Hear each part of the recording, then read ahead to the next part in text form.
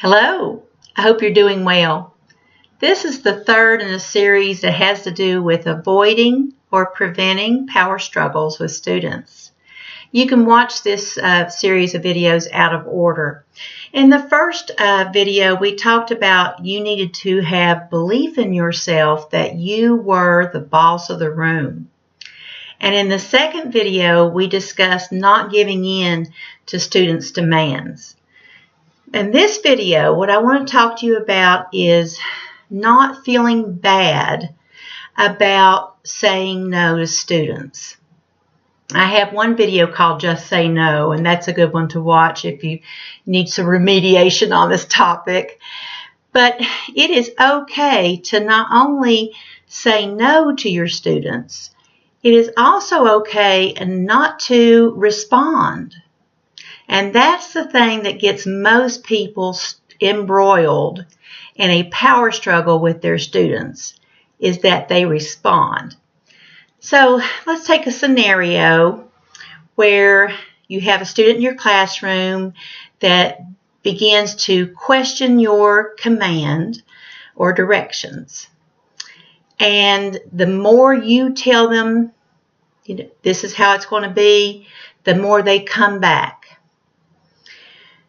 Well, this is the power struggle. This is how it begins. So it's important not to feel that you have to explain yourself. And it's important not to. Now, it's okay to give a rationale for the things that you do, but not in a way that's going to be like you're answering to someone. So let's say that you have told the students to get out their homework and someone refuses to do it. It is not up to you at this point to explain why you want them to get out their homework.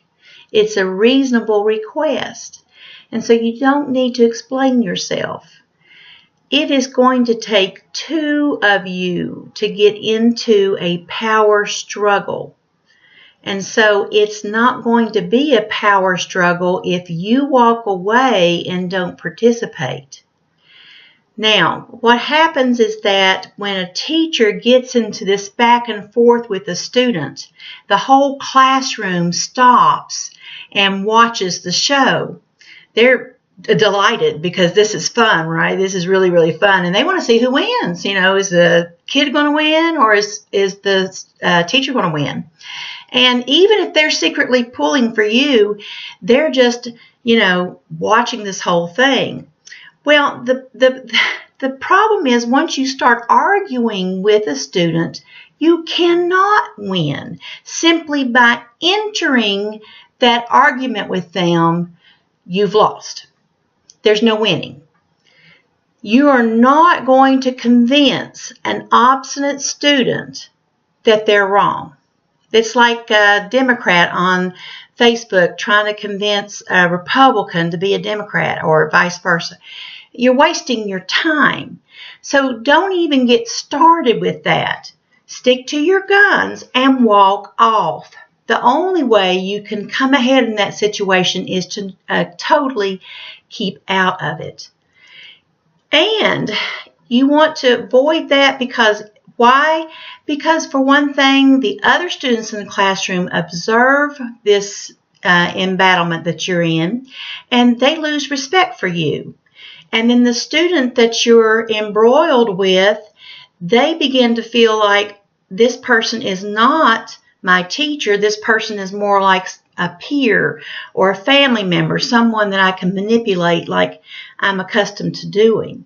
So you just don't want to get involved. And the very second that you realize you've gotten yourself caught into that trap, stop. Walk off. It's easier than it seems. Have a good day.